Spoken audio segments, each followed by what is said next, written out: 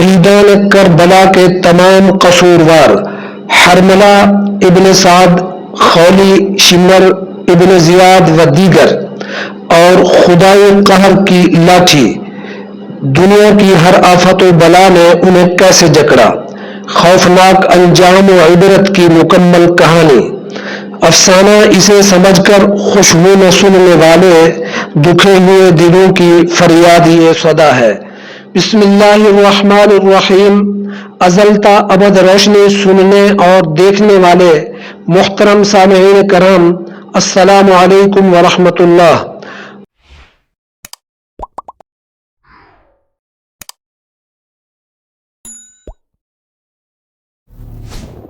ماضی کے حالات بیان کرنے والی تاریخ بڑی بے رحم ہوتی ہے۔ وہ کسی برتر یا کمتر کا لحاظ کیے بغیر حقائق بیان کرتی چلی جاتی ہے۔ اس کو کسی کی خوشی ناخوشی سے کوئی غرض نہیں ہوتی۔ تاریخ ہمیں بتاتی ہے کہ جن لوگوں نے شہید کربلا کے معاملے میں منفی کردار ادا کیا تھا، ان کا انجام بڑا بھیانک اور خوفناک ہوا۔ آخرت کی سزا تو روز قیامت پر موقوف ہے، مگر یہ لوگ مکافات عمل میں آ کر دنیا میں بھی سزا پا کر عبرت کا نمونہ بنے۔ مسلمانوں کی تسلی اور سبق دلانے کے لیے میدان کربلا کے ذمہ دار برے کرداروں کے انجام بد کو یہاں بیان کیا جاتا ہے۔ فرمان الہی ہے، ان الذین یؤذون اللہ ورسولہ لعنہم اللہ فی الدنیا والآخرہ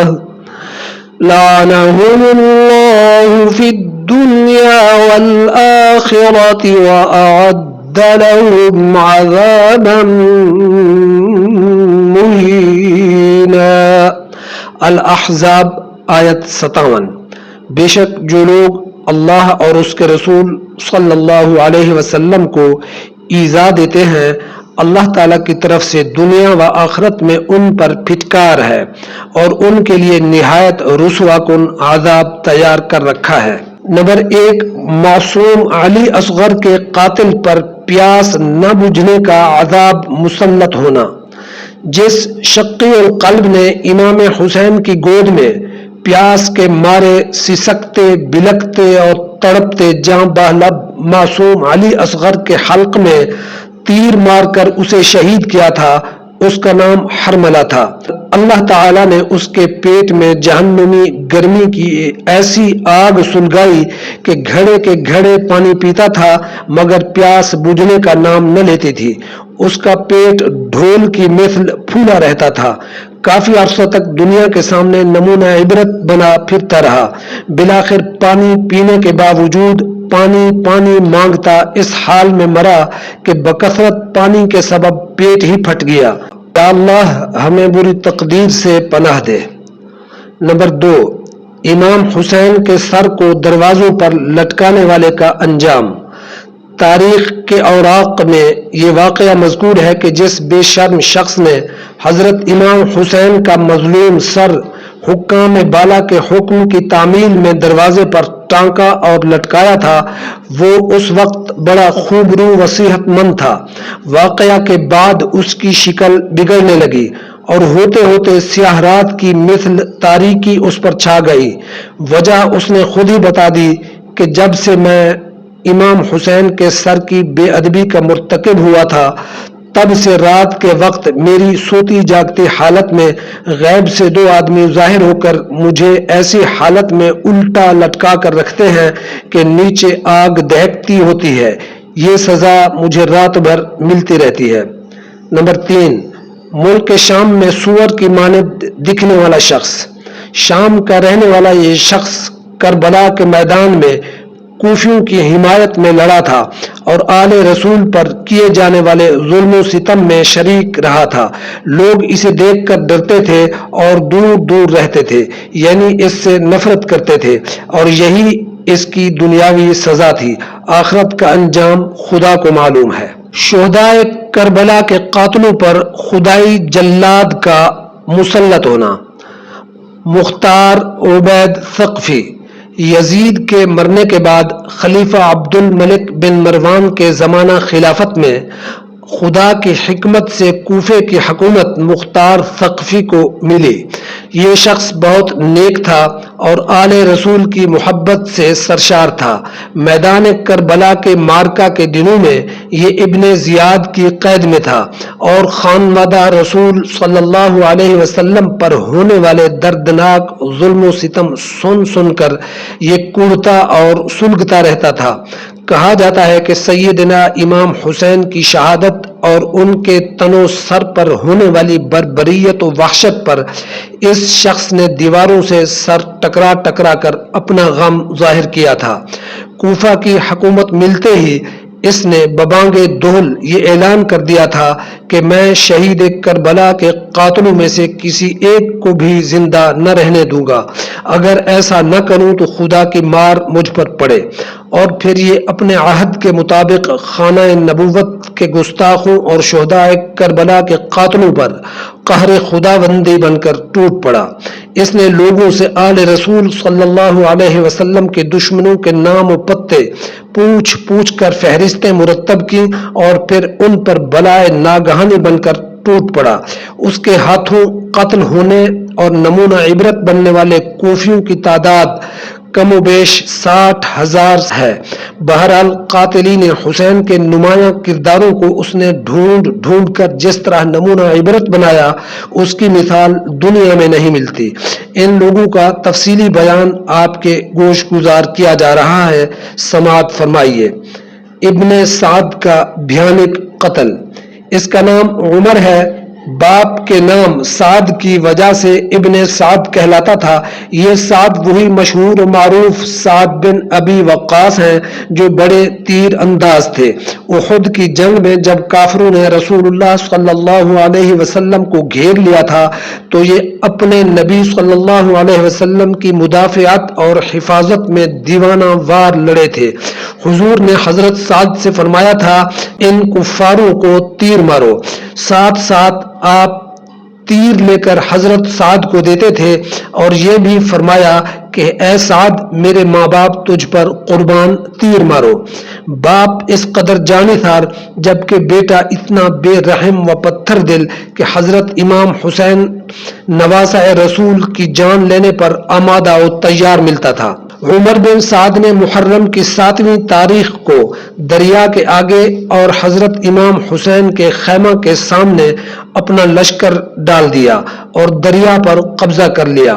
فوجیوں کو حکم دیا کہ اولاد رسول کو ایک بوند پانی بھی نہ جانے دیا جائے، اگر ان کو پانی مل گیا تو یہ ہم کو زندہ نہ چھوڑیں گے۔ یہ وہ عالم تھا کہ آل رسول صلی اللہ علیہ وسلم پیاس کی شدت سے بے حال و بے قرار پانی پانی پکار رہے تھے۔ ایسا تڑپانے والا منظر زیر آسمان زمین میں کبھی نہیں دیکھا ہوگا، مگر تف ہے دشمنان اہل بیت پر کہ ان کے دلوں پر مہریں تھیں، آنکھوں پر پردے اور کانوں میں سیسا پگھلا ہوا تھا کہ آسمان تک پہنچنے والی چیخیں بھی انہیں سنائی نہ دیتی تھیں۔ اہل بیت پر پانی کی بندش کا یہی شخص عمر بن سعد ذمہ دار تھا۔ ایک دن تاریخ اسلام کا ہیرو اور اہل بیت کی محبت میں سر تا پاؤں غرق مختار ثقفی نے برسر دربار یہ اعلان کیا کہ کل میں ایک ایسے ظالم کو موت کے گھاٹ اتاروں گا کہ جس سے تمام مومنین اور حتیٰ کہ ملائکہ تک خوشیاں منائیں گے۔ دوسرے دن مختار ثقفی نے ابن سعد کو بلوا بھیجا، لیکن اس نے اپنے بیٹے کو تو بھیج دیا مگر خود خوف کے سبب نہ آیا۔ مختار نے اس کے بیٹے سے پوچھا، رے کی وہ حکومت اب کدھر ہے کہ جس کے سبب تیرے باپ نے فرزند رسول کا بے دردی سے خون بہا دیا تھا؟ پھر اس نے اپنے کوتوال کو بھیجا کہ جاؤ اور اس گستاخ و ستمگر اہل بیت کا سر کاٹ کر میرے پاس لے آؤ۔ حکم کی تعمیل کی گئی، ابن سعد کا سر کاٹ کر پیش کر دیا گیا۔ مختار ثقفی نے اس کے بیٹے کے سامنے اظہار نفرت کرنے کے بعد اسے بھی قتل کر دیا اور کہا کہ خدا کی قسم اگر اہل قریش کے 3 دستے بھی قتل کر ڈالوں تو بھی وہ سبھی سیدنا حسین رضی اللہ عنہ کی انگلیوں برابر نہیں ہو سکتے۔ پھر دونوں کے سر ایک مقصد خاص کی خاطر محفوظ کرا دیے۔ خولي بن یزید کا عبرتناک حشر۔ یہ وہ لعین و بدبخت آدمی تھا کہ جس نے شہید کربلا کے سر مقدس کو تن سے جدا کرتے وقت اپنی بدبختی کے سبب شرکت کی تھی۔ مختار ثقفی نے اسے گرفتار کرا کر اس کے اہل خانہ کے سامنے ایک شاہراہ عام پر قتل کرا دیا، پھر اسے حالت غضب میں جلا دیا گیا، اور جب تک اس کی درس عبرت دینے والی لاش جل جل کر راکھ کا ڈھیر نہ بنی تب تک مختار ثقفی وہی کھڑا رہا۔ شمر ذوالجوشن کا مردود سر تن سے جدا۔ مختار ثقفی شہید کربلا کے مجرموں کو زمین کی گہرائیوں اور خلا کی وسعتوں میں ڈھونڈتا پھر رہا تھا۔ ایسے وقت میں شمر مردود خوف و ہراس سے ادھر ادھر بھاگ رہا تھا۔ وہ کولتانیہ نامی ایک گاؤں میں چھپا ہوا تھا جو دریا کے کنارے آباد تھا۔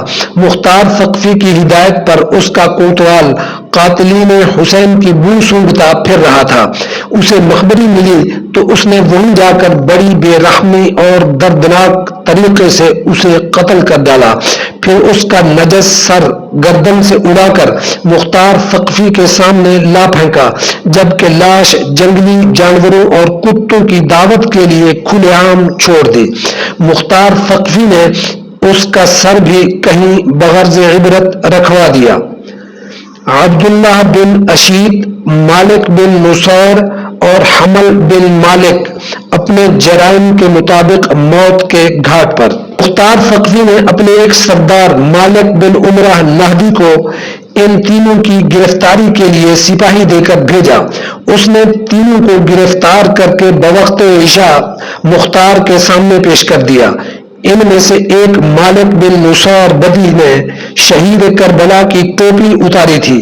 اس جرم کی پاداش میں مختار ثقفی کے حکم پر اس کے دونوں ہاتھ پاؤں کاٹ کر سسکنے کے لیے بے یار و مددگار چھوڑ دیا گیا۔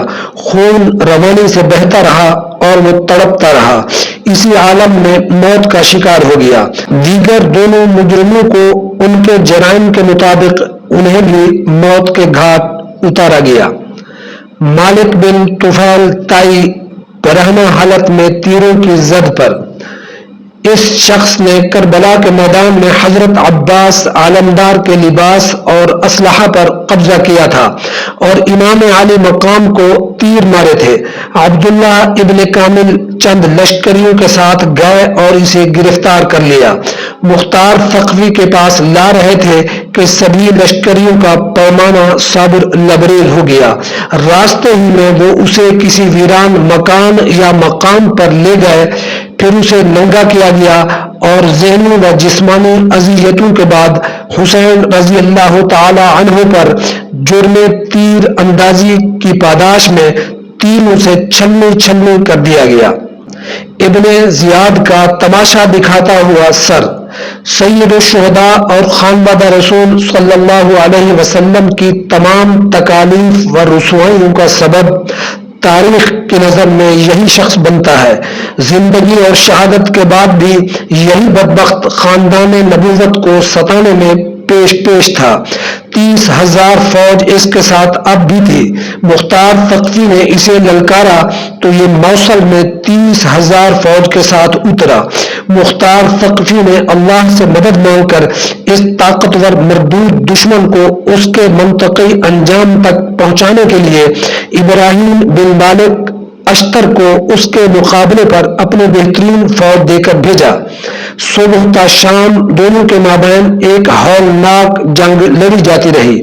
بالآخر بحکم الہی ابراہیم اشتر غلبہ پا گیا۔ ابن زیاد اور اس کی فوج شکست کھا کر بھاگ اٹھی۔ ابراہیم نے فوج کو حکم دیا کہ جو بھی ہاتھ لگے بچنے نہ پائے۔ اسی جنگ قتال میں خناس ابن زیاد دریائے فرات کے کنارے ٹھیک محرم الحرام کی 10 کو سن 67 ہجری میں رسوائی اور ذلت و خرابی سے ہلاک کر دیا گیا۔ اس کا سر ناپاک کاٹ کر مختار ثقفی کو بطور تحفہ پیش کر دیا گیا۔ مختار ثقفی نے دار الامارات آراستہ و پاراستہ کیا، پھر اہل کوفہ کو وہاں جمع ہونے کی دعوت دی. پھر ابن زیاد کا مکروہ سر نشان عبرت کے طور پر ٹھیک اسی جگہ رکھوایا جہاں اسی فرعون صدفت درندے نے شہید کربلا سیدنا امام حسین کا مبارک سر بطور تماشا لوگوں کو دکھانے کے لیے رکھا تھا. مختار کے حکم پر اسی جگہ ابن سعد اور شمر کے کریہ المنظر سر بھی یکجا کیے گئے. تبھی پردہ غیب سے ایک کالا سیاہ اژدہا ناگ ظاہر ہوا جسے دیکھ کر موجود لوگ کانپ اٹھے. وہ سانپ ظلم و ستم کے ان سیاہ کرداروں کے سروں پر پھرا، ان کے منہوں میں گھسا اور تھوڑی دیر میں نکلا. اسی طرح 3 مرتبہ گھسا اور نکلا، پھر جیسے پردہ غیب سے ظاہر ہوا تھا اسی طرح گم ہو گیا. اور سامعین کرام، یہ واقعہ افسانہ نہیں حقیقت ہے. بڑی معتبر روایات اسے تقویت دیتی ہیں. اے آنکھوں والو، عبرت حاصل کرو اور یہ درس قرآنی یاد رکھو. والذین یؤذون رسول اللہ لهم عذاب علیم. اور جو لوگ رسول اللہ صلی اللہ علیہ وسلم کو ایذا دیتے ہیں ان کے لیے دردناک عذاب ہے. التوبہ آیت 61. فی امان اللہ.